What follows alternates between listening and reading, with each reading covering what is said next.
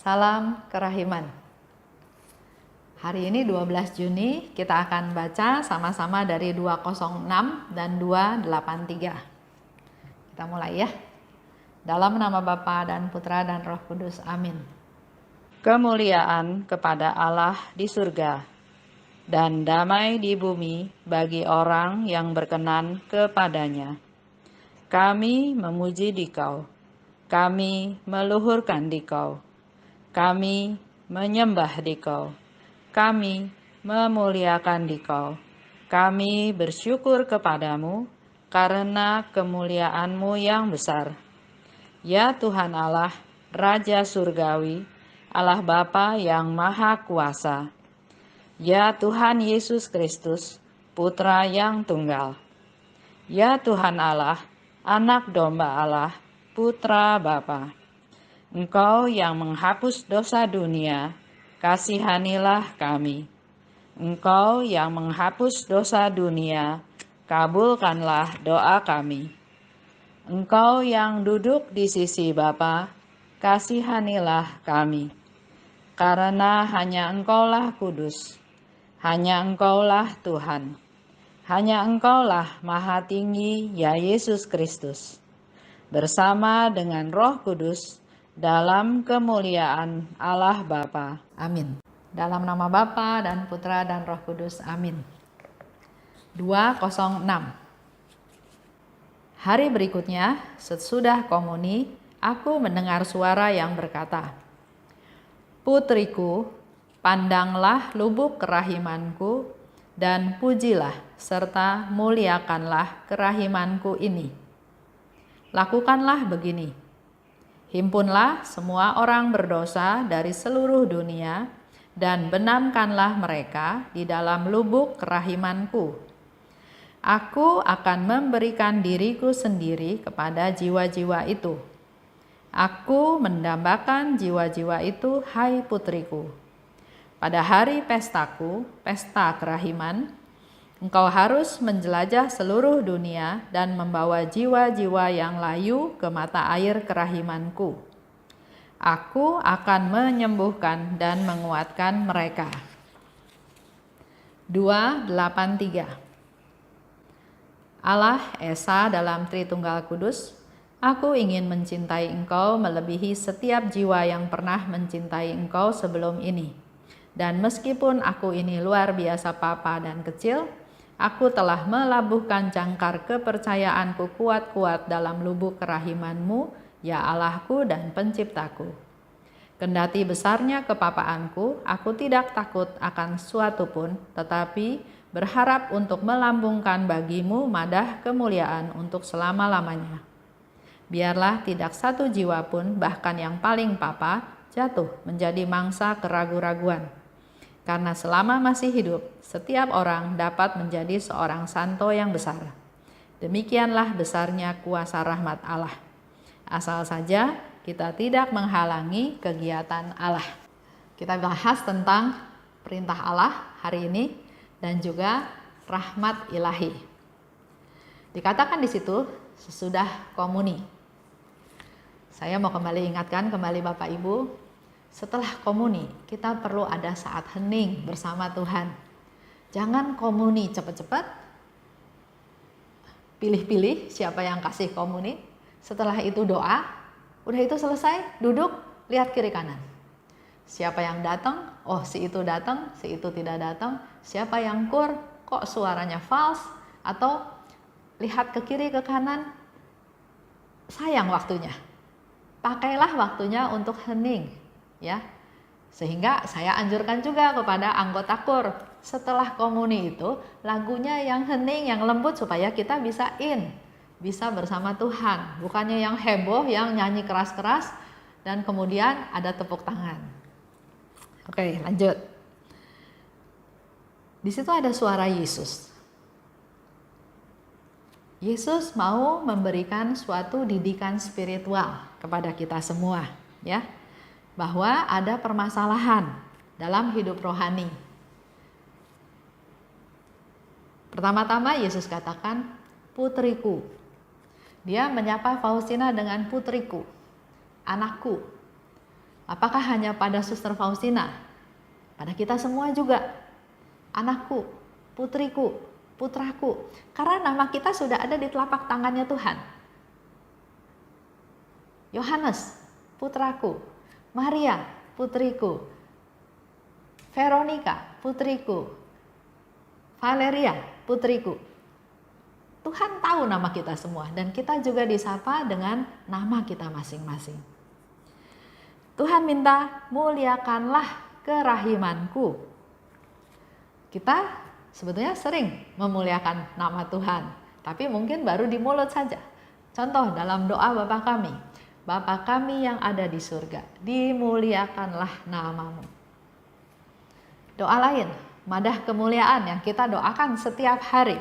Di sana dikatakan juga, kami memuji Engkau, kami memuliakan Dikau, ya, kita memuliakan Tuhan.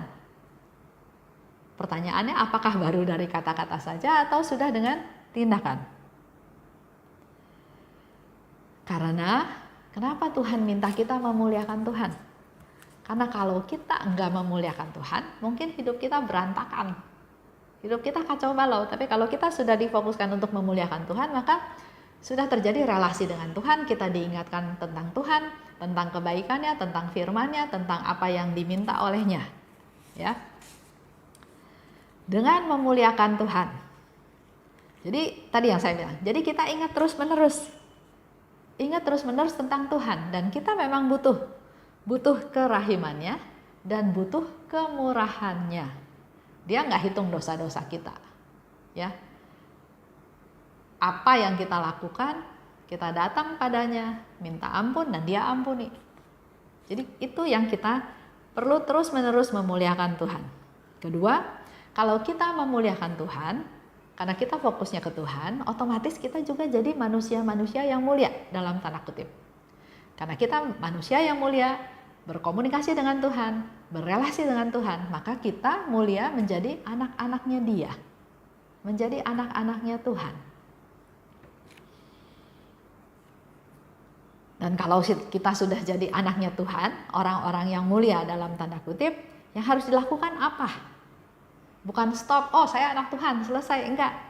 Apa yang harus kita lakukan sebagai anak-anak Tuhan? Satu, peduli kepada orang yang berdosa. Supaya apa? Supaya orang berdosa itu disembuhkan, dikuatkan, diampuni dosa-dosanya.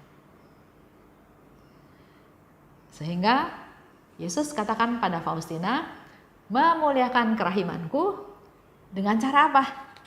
Lakukanlah ini, ya. Lakukanlah begini. Jadi Yesus juga ajarin kita bagaimana caranya memuliakan Tuhan. Lakukanlah begini. Himpunlah semua orang berdosa dari seluruh dunia dan benamkanlah mereka dalam lubuk kerahimanku. Memuliakan Tuhan dengan cara menghimpun seluruh umat manusia yang berdosa dan benamkanlah mereka dalam lautan kerahiman Tuhan. Jadi kita punya tugas. Tugasnya apa? Adalah membawa seluruh umat manusia di dunia untuk kenal kerahiman Tuhan. Untuk kita juga memenuhi kerinduannya Tuhan, di mana Tuhan ingin semua orang berdosa dibawa kepada Dia. Ya, di sini dikatakan kan, himpunlah semua orang berdosa dari seluruh dunia dan benamkanlah mereka di dalam lubuk kerahimanku. Tuhan punya keinginan seluruh umat manusia yang berdosa dibawa kepadanya dan benamkanlah. Dan kalau kita lakukan itu, berarti kita memenuhi kerinduan Tuhan untuk menghimpun manusia berdosa. Janjinya Yesus, apa yang dikatakan? Aku akan memberikan diriku sendiri kepada jiwa-jiwa itu. Aku memberikan diriku sendiri. Seluruhnya Tuhan Dia berikan kepada jiwa-jiwa tersebut. Harapannya Suster Faustina adalah, biarlah tidak satu jiwa pun, bahkan yang paling papa, jatuh menjadi mangsa keraguan-raguan. Banyak ya dalam hidup kita sehari-hari, orang yang hidup dalam keraguan-raguan. Kalau saya lakukan ini benar nggak ya? Kalau saya nggak lakukan nanti Tuhan marah nggak ya? Dan Faustina katakan, jangan satu jiwa pun, bahkan yang paling papa, jatuh menjadi mangsa keraguan-raguan. Karena selama masih hidup, ini Faustina kasih tahu ke kita semua sebetulnya, setiap orang dapat menjadi seorang santo yang besar. Di situ Tuhan mau memberikan satu konfirmasi kepada Suster Faustina, dan dia katakan, kalau kita hidupnya benar, kalau kita hidupnya sesuai dengan kehendak Tuhan, melaksanakan perintah Tuhan, selama dia masih hidup, setiap orang itu dapat menjadi santo yang besar. Demikianlah besarnya kuasa Allah. Asal saja kita tidak menghalangi kegiatan Allah.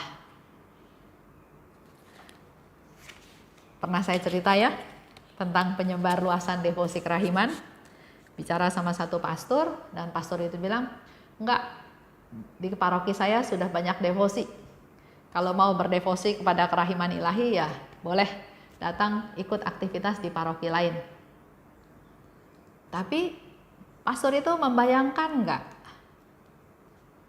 dengan pergi ke paroki lain perlu waktu lebih panjang, perlu biaya barangkali, yang kalau di paroki sendiri bisa jalan, kalau ke paroki lain mungkin harus berkendaraan, keluar biaya, waktu lebih banyak lagi yang harus disiapkan. Dan dia menghalangi enggak rahmatnya Tuhan? Karena di sini dikatakan, demikian besarnya kuasa Allah, asal saja kita tidak menghalangi kegiatan Allah. Sering kita dengan pikiran kita, evaluasi kita sendiri bahwa udah cukup, nggak usah tambah-tambah. Jangan sampai kita menghalangi kegiatan Allah, karena segala sesuatu itu akan diperhitungkan. Ya, jadi kembali lagi di dalam pesta kerahiman, Yesus katakan, engkau harus menjelajah seluruh dunia dan membawa jiwa-jiwa yang layu. Pesta kerahiman itu adalah pesta yang memang Yesus kehendaki, dan kita punya PR juga, menjelajah seluruh dunia, membawa jiwa-jiwa yang layu. Karena Yesus mau menyembuhkan dan memberi kekuatan kepada mereka. Yesus mau menyembuhkan dan memberi kekuatan kepada mereka. Saya mau sedikit cerita kejadian yang saya alami. Saya sama Haryanto, suami saya, ke gereja kan. Harian juga mingguan. Sering atau kadang-kadang ada bukan pengemis sih sebetulnya, dia orang yang cacat aja, ada di kursi roda, mungkin tidak bekerja, tidak berdaya. Jadi kalau ada orang lewat dan ada yang memberikan uang, dia terima. Tapi menurut saya dia bukan pengemis ya, karena nggak minta-minta. Nah, kalau ada dia, selalu suami saya memberikan sedikit uang kepada si bapak ini. Kadang misa minggu, kadang misa harian biasa. Suatu hari dia bilang sama saya, suami saya ya, kok kamu gak pernah kasih? Saya bilang, kan kamu udah kasih. Oh beda, kasih itu kan masing-masing. Kasih dong. Aduh males, saya bilang itu, keluarin uangnya males. Dia bilang, harus kasih, jangan males. Saya bilang, ya deh nanti minggu depan. Dalam hati, saya memang kalau ke misa pagi gak bawa apa-apa. Saya cuma bawa rosario, kadang-kadang bawa buku ruah atau Alkitab ya, tapi nggak bawa apa-apa, termasuk nggak bawa uang. Jadi saya nggak siap untuk memberi. Jadi saya bilang ya deh nanti minggu depan. Tapi itu nggak tulus, karena diingatkan, karena disuruh, daripada diomelin terus, ya udah minggu depan saya bilang itu. Apa yang terjadi? 1 minggu kemudian saya lihat ada kursi rodanya, ada kotak, tapi udah nggak ada si bapak itu. Saya kaget, jadi saya tanya, mana nih si bapak ini? Oh, sudah meninggal Bu bapaknya. Ini ada kotak sumbangan, memang sengaja disiapkan oleh tetangganya, barangkali ada orang yang masih mau memberi sedekah. Suami saya bilang apa? Tuh kan, kalau mau berbuat baik itu jangan ditunda-tunda. Kesempatan itu belum tentu datang lagi. Sekarang kamu mau kasih lebih pun, orang itu udah gak merasakan belas kasih kamu, gak merasakan perhatian kamu lagi. Di situ sepertinya memang Tuhan sedang menegur saya. Kalau mau berbuat baik, lakukan segera. Tulus, jangan ditahan-tahan. Karena mungkin saja Tuhan menggerakkan hati suami saya, menegur saya supaya saya melakukan apa yang Tuhan mau. Tapi saya membentengi diri saya. Nanti minggu depan saya pun lakukan bukan karena saya mau, tapi karena daripada diomelin terus. Atau aduh repot bawa-bawa uang. Cinta diri. Ini jadi satu teguran buat saya bahwa suatu perbuatan baik itu pertama jangan ditunda. Karena kalau ditunda, kesempatan itu hilang, bahkan dia udah gak perlu lagi perbuatan baik saya. Kalau filmnya saya ulang ke belakang, mungkin Tuhan mau memberikan suatu kebaikan kepada si bapak itu melalui kita yang lewat, supaya dia bisa bersyukur, bisa berterima kasih, karena dia mau memberi penghiburan kepada si bapak ini. Ada satu cerita ya, nanti saya coba tutup cerita ini dengan ada pengemis ketok-ketok biaranya Suster Faustina. Waktu itu di Polandia tuh ya, kalau lagi dingin sekali, bahkan sampai sekarang saya dengar begitu dinginnya, bahkan orang masih bisa ada yang meninggal gara-gara kedinginan, karena kemiskinan, karena begitu dinginnya. Nah, waktu itu pengemis itu datang, ketok-ketok, dia dengan bertelanjang kaki, dengan baju yang compang-camping, dia datang minta makan karena belum makan. Yang jaga pintu waktu itu adalah Suster Faustina. Dia lihat, kasihan, tapi di biara itu ada aturan. Jam makan ada jamnya. Setelah itu udah dapur itu tutup. Tapi Faustina pikir ini orang kasihan, harus dibantu karena dia kelaparan. Jadi dia oke lah, saya langgar aturan. Nanti mau dihukum lah urusan belakang. Tapi saya harus tolong orang ini dulu. Jadi dia ke dapur, dia mencari-cari apa yang masih bisa dikasih. Setelah dia lihat-lihat ternyata masih ada sedikit sop. Dan dia ada lihat juga ada sedikit remah-remah roti. Dipanasin, dikasihlah ke pengemis itu. Jadi 1 mangkok. Setelah selesai makan, mangkok itu dikembalikan pada Suster Faustina. Pada waktu mangkok itu diterima kembali oleh Suster Faustina, terjadilah perubahan. Di mana wajah pengemis itu udah nggak ada lagi. Yang ada adalah wajahnya Tuhan Yesus. Faustina kaget, mempertegas penglihatannya, dan bayangan itu hilang. Di situ Faustina mendengar kata-kata ini. Yesus bilang, dia sengaja datang karena dia ingin menikmati manisnya pelayanannya Suster Faustina. Karena ternyata banyak orang yang datang ketemu Faustina, dilayani oleh Faustina, dan mereka pulang dengan rasa syukur. Mungkin bilang terima kasih ya pada Suster Faustina karena sudah dikasih makan atau dilayani. Tapi ternyata rasa syukur itu naik sampai ke Tuhan. Dan Tuhan ingin merasakan sendiri rasa syukur tersebut. Pelayanan dari Suster Faustina, sehingga dia turun dan dia benar-benar menikmati apa yang Suster Faustina lakukan. Jadi di situ kesimpulannya, kalau kita berbuat baik, rasa syukur orang ini akan sampai ke Tuhan. Sebaliknya, kalau kita tidak melakukan perbuatan yang baik,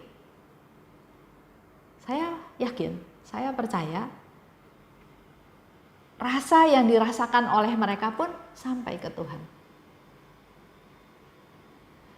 Di dalam pelajaran itu saya ditegur Tuhan. Saya tahu bahwa sesuatu perbuatan baik itu tidak boleh ditunda-tunda, karena di balik setiap peristiwa pasti ada sebab, ada rencana Tuhan.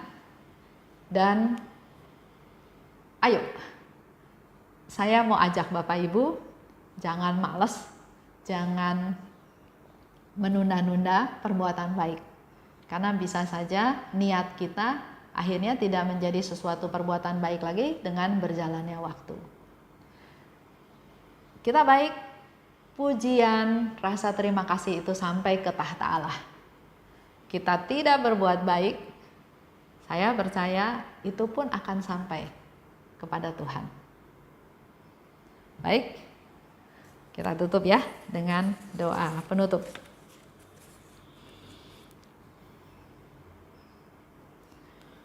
Dalam nama Bapa dan Putra dan Roh Kudus, amin. Allah Bapa yang Maha Murah, terima kasih atas kasih-Mu, atas pengajaran didikan spiritual yang Kau berikan kepada kami. Kami mau memuliakan Engkau Tuhan dengan puji-pujian, dengan perbuatan baik, dan terutama pada hari ini Engkau mengajarkan kami untuk menghimpun seluruh jiwa-jiwa di dalam dunia ini, khususnya para pendosa, untuk dipersembahkan kepadamu, untuk dibenamkan dalam lautan kerahiman-Mu. Itulah salah satu hal yang kami lakukan untuk memuliakan Engkau. Kami mau berdoa untuk para pendosa ya Tuhan, juga untuk kami sebagai manusia-manusia berdosa, manusia yang papa, agar kami diberi kesempatan terus untuk bisa merasakan kerahiman-Mu, bisa menjadi anak-anak-Mu, mulia di dalam kasih-Mu, dan dengan kami menjadi mulia karena memuliakan kerahiman-Mu, kami juga dimampukan untuk peduli, lebih peduli lagi kepada orang-orang lain, khususnya para pendosa. Tumbuhkan rasa cinta kami Tuhan, untuk selalu berdoa buat orang-orang yang berdosa, membawa mereka ke dalam lautan kerahiman-Mu dan membenamkan mereka agar mereka juga boleh merasakan kerahiman-Mu. Terima kasih Bapa, dalam nama Putra-Mu kami berdoa dan bersyukur. Amin. Dalam nama Bapa dan Putra dan Roh Kudus, amin. Salam kerahiman.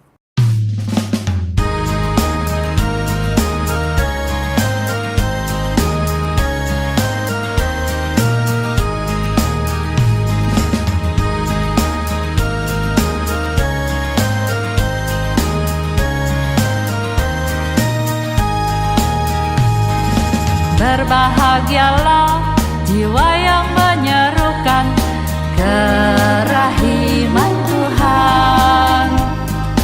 Jiwa itu akan dibela oleh Tuhan sebagai kemuliaan-Nya.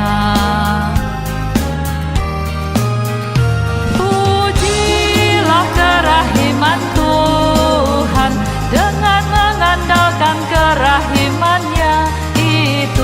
Pujilah kerahiman Tuhan sepanjang hidupmu. Pujilah kerahiman Tuhan dengan mengandalkan kerahiman-Nya itu. Pujilah kerahiman Tuhan sepanjang hidupmu.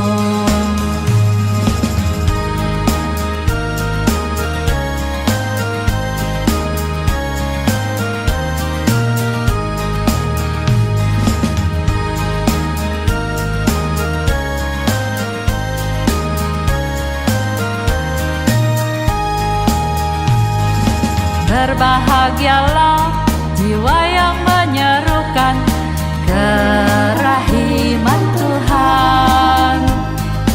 Jiwa itu akan dibela oleh Tuhan sebagai kemuliaan-Nya. Pujilah kerahiman Tuhan, dengan mengandalkan kerahiman-Nya itu. Pujilah kerahiman Tuhan sepanjang hidupmu. Pujilah kerahiman Tuhan, dengan mengandalkan kerahiman-Nya itu. Pujilah kerahiman Tuhan sepanjang hidupmu. Pujilah kerahiman Tuhan, dengan mengandalkan kerahiman-Nya itu. Pujilah kerahiman Tuhan sepanjang hidupmu. Pujilah kerahiman Tuhan, dengan mengandalkan kerahiman-Nya itu. Pujilah kerahiman Tuhan sepanjang hidupmu. Sepanjang